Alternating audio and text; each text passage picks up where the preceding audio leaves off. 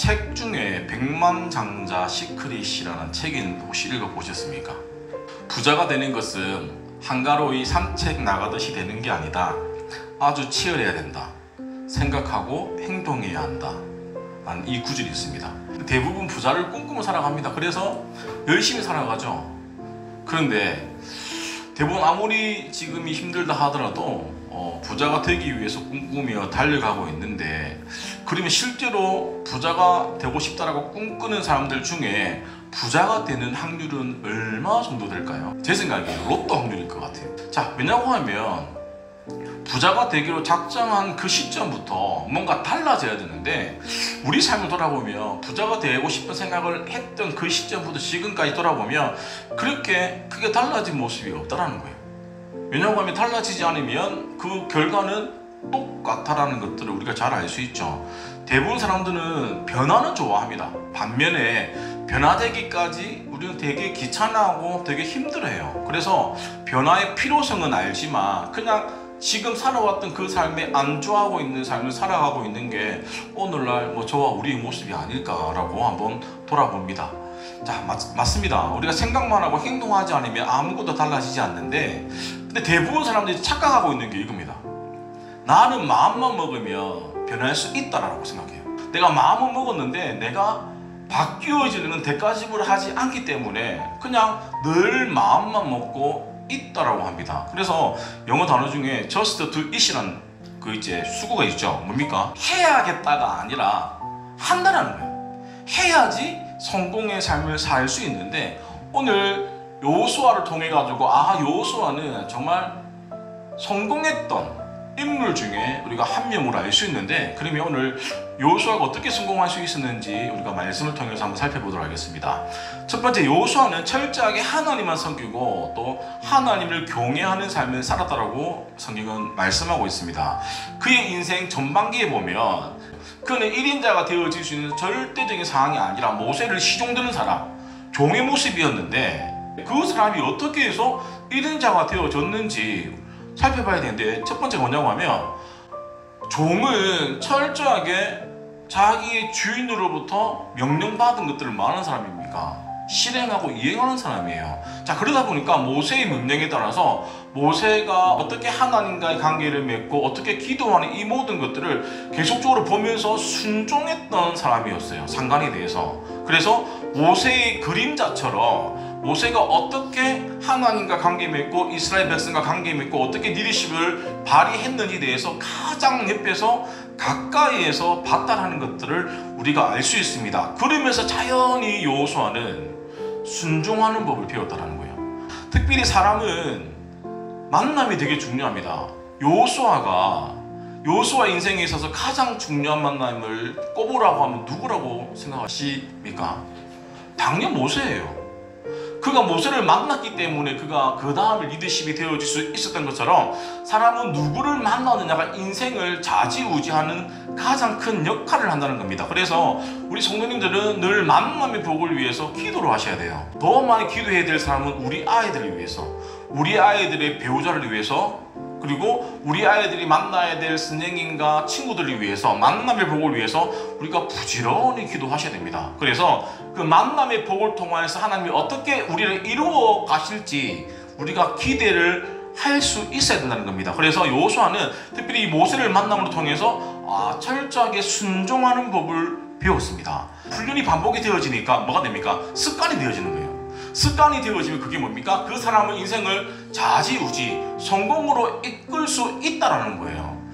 우리 인생도 매일매일의 훈련, 경건의 훈련을 통해 가지고 정말 하나님이 딱 필요로 하실 때, 주여 제가 여기 있나이다, 나를 쓰소서라고 할 수 있는 고백이 이루어졌을 때 하나님 아버지 마음은 시원케 해드리지, 하나님이 일하려고 아무리 일꾼을 찾아도 쓸 시간이 없더라는 거예요. 준비가 되어져 있지 않으면 결국에는 우리 매일매일 삶이, 경건의 삶이 너무너무 필요하다는 것들을 우리가 잘 알 수 있습니다. 여호와께서 그의 종 모세에게 명령하신 것을 모세는 여호수아에게 명령하였고 똑같이 명령했습니다. 여호수아는 그대로 행하여 여호와께서 모세에게 명하신 모든 것을 하나도 행하지 아니한 것이 없었더라. 자, 이 말이 뭘까요? 다 했다라는 거예요. 우리가 순종이라고 하면 내가 이해되어지고 받아들일 수 있는 것까지만 보통 합니다. 그런데 여호수아는 이해가 되어지지 않거든. 기계적으로 훈련을 연습했기 때문에, 순종을 연습했기 때문에 다 행했다라고 말씀하고 있죠. 여호수아는 항상 하나님이 중심이었다는 겁니다. 특별히 그가 요단강을 건넜을 때 거대한 물벽이 생기는 그 이적을 기억하실 거예요. 강의 들었으니까. 그때 사람들이 하나님이 아니라 여호수아를 너무 칭송했습니다. 야, 최고다, 이런 기적을 보여주더니, 그때 여호수아가 제일 먼저 한 것이 뭐냐고 하면 나를 봐라가 아니라 기념비를 세웁니다. 그 기념비를 세우면서 뭐라고 하냐고 하면 이 기념비를 보는 사람들마다 전적인 하나님께서 우리를 이끌어 주셨다는 것들을 말씀하는 거예요. 사람은 누군가 우리를 칭찬해주면 으쓱할 때가 있어요. 그런데 여호수아는 절대 자기가 영광을 받은 것이 아니라 온전히 하나님께 그 영광을 올려드렸다는 것들, 하나님만 섬기는 겸손한 삶을 살았다는 것들을 우리가 알 수 있죠. 그래서 인생을 성공할 수 있는 첫 번째 방법은 모든 것이 하나님의 은혜라는 것들, 그 겸손이 여호수아를 성공으로 이끌었던 첫 번째였다는 겁니다. 두 번째가 뭐냐고 하면 여호수아는 자기에게 주어진 사역에 대해서 철저하게 순종의 삶을 살았는데, 특별히 우리가 하나님 말씀이 중요하다고 하면서도 내 삶을 돌아보면 말씀보다 내 생각이, 아니면 내가 판단하는 대로 행동하고 있지는 않은지 한번 돌아보셔야 돼요. 그래서 나도 모르게 말씀보다 높아진 나의 생각들, 다시금 우리는 말씀이 기준이 되어서 내 생각이 말씀 아래로 내려놓으셔야 됩니다. 그게 훈련이라는 거예요. 특별히 하나님이 여호수아를 불렀을 때 여호수아 1장에 보면 강하고 담대하라, 마음을 강하게 하라고 계속 말씀해 주십니다. 하나님이 우리에게 허락해 주신 용기, 인생을 살면서 가져야 되는 용기가 뭘까요? 나에게 허락해 주신 사명을 목숨 걸고 해내는 거라는 거예요. 하나님이 여호수아에게 주신 사명이 뭡니까? 하나입니다. 가나안 땅을 바라보면서 약속의 땅을 차지하라는 거예요. 목숨 걸고 전쟁을 해가지고 그 땅을 점령해 나가는 게 여호수아의 사명이에요. 우리가 알고 있는 전쟁은 목숨을 걸면, 내가 목숨을 잃지 않으면 남의 목숨을 잃어야지 끝나는 게 전쟁입니다. 여호수아는 생명 걸고 전쟁을 했다는 거예요. 그게 자기의 사명이기 때문에 하나님 우리 각자에게 사명을 다 주셨는데, 나는 그 사명을 어떤 마음으로 사명을 감당하고 있는지 한번 돌아보셔야 됩니다. 나에게 주신 그 사명을 그냥 내가 할 수 있는 선에서만, 내가 남들에게 피해 주지 않는 선에서만, 내가 손해보지 않는 선에서만 내가 하는 것이 사명이 아니라는 것들을 우리가 여호수아를 통해서 우리가 기억하셔야 됩니다. 보세요. 목숨 걸고 사명을 지킨 여호수아를 하나님이 절대 내버려 주지 않으신다는 거예요. 하나님이 끝까지 그를 책임져 주시고 절대 시시한 인생으로 살게 하지 아니한다는 겁니다. 우리도 마찬가지예요. 사명을 받은 우리가 시시하게 살아서는 안 되지 않습니까? 그러면 여호수아처럼 나에게 주신 사명을 목숨 걸고 지켰을 때 하나님이 우리 인생을 절대로 시시한 인생이 아니라 우리를 높여주시는 인생을 살 줄 믿습니다. 믿으십니까? 특별히 제가 철학 때도 말씀드렸지만 이번 명절을 통하면서 참 되게 은혜를 받았는데, 우리가 다들 뭐 고향이 멀어가지고 뭐 고창에도 있고 임실도 막 떨어져 있었잖아요. 그런데 이제 제가 보고로 듣기로 명절날 이제 다시 교회 와서 예배드리고 다시 또 내려간다는 그 얘기를 들었어요.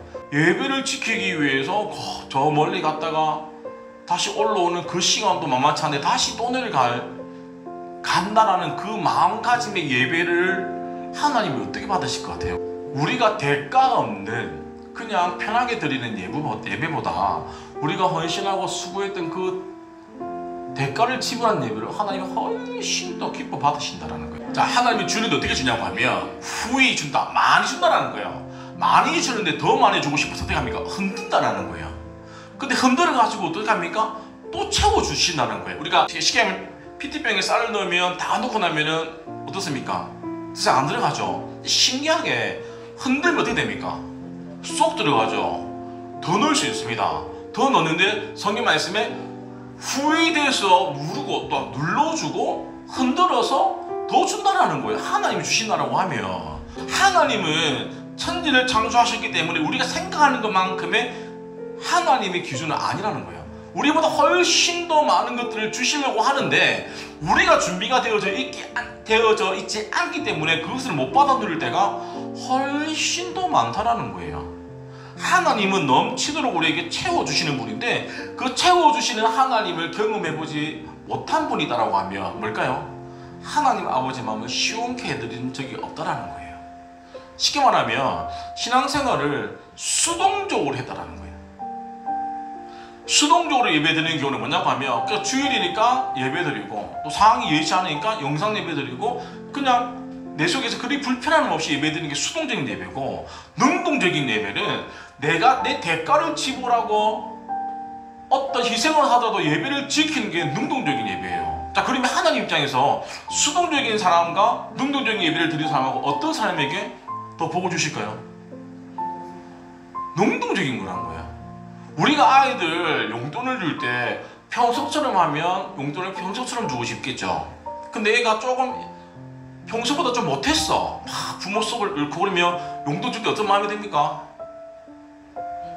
주기는 주는데 주기 싫은 듯한 막 그게 막 그러면 저만 그렇습니까? 다 그렇죠. 근데 얘가 평소보다 너무너무 잘해. 어떻습니까?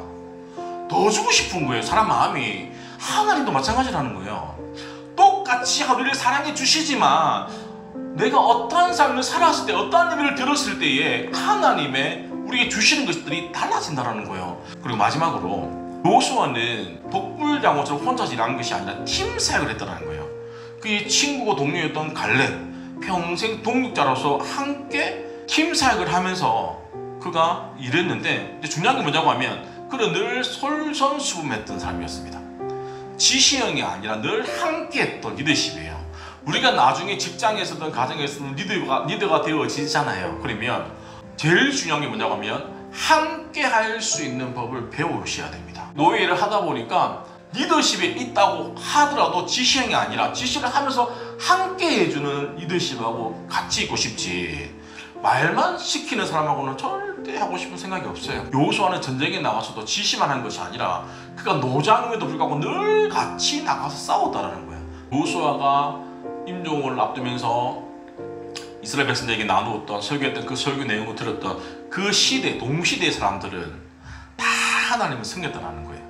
나만 예수를 잘 믿고 끝내는 것이 아니라 그 다음에도 신앙생활을 잘 할 수 있도록 신앙을 전수해주고 계승해주는 것이 너무너무 중요하다는 거예요. 오직 나와 내 집은 여호와를 섬기겠다라고 요수아가 고백하죠. 이 고백이 우리의 고백이고 우리 공동체의 고백이고 우리 가정의 고백이 되어져야 됩니다. 그래서 남들 시선이 중요한 게 아니에요.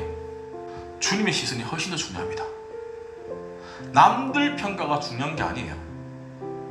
하나님의 평가가 훨씬 더 중요해요. 그래서 맺도록 하겠습니다.